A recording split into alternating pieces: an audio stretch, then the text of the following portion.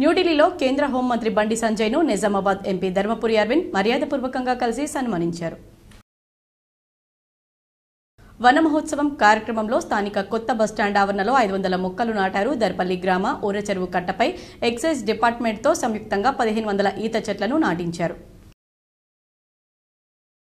మాక్లూర్ మండలంలోని Dasnagar VREC engineering కాలేజీలో drugs cyber క్రైమ్పై విద్యార్థులకు అవగాహన సదస్సును ACP narcotic drugs Somnath, ACP Venkatramareddy, Makloor SI Sudheer రావులు నిర్వహించారు.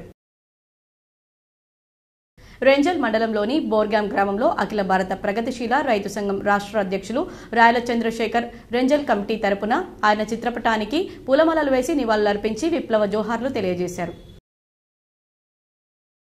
జక్రన్పల్లి మండలంలోని అర్గుల్ గ్రామంలో మిషన్ భగీరథ ద్వారా గ్రామాలకు సరఫరా చేసే మంచినీటి ప్లాంట్ను గ్రామీణ ఎమ్మెల్యే భూపత్ రెడ్డి సందర్శించి వివరాలను అడిగి తెలుసుకున్నారు. రుణమాఫీ పేరిట రైతులను కాంగ్రెస్ ప్రభుత్వం మభ్యపెడుతుందని మాజీ మంత్రి బాల్కొండ ఎమ్మెల్యే వేముల ప్రశాంత్ రెడ్డి తీవ్ర స్థాయిలో మండిపడ్డారు. ఈ సందర్భంగా ఆయన ప్రకటన విడుదల చేశారు. నూతనంగా ఎన్నికైనటువంటి Telangana minings corporation chairman Eravatri అనిల్ను Telangana society union limited chairman Manala Mohan రెడ్డిని అంబేద్కర్ చౌరస్తాలో ఆర్మూర్ నియోజకవర్గ కాంగ్రెస్ పార్టీ ఇన్ఛార్జ్ ప్రొద్దుటూరి వినయ్ కుమార్ రెడ్డి స్వాగతం పలికారు.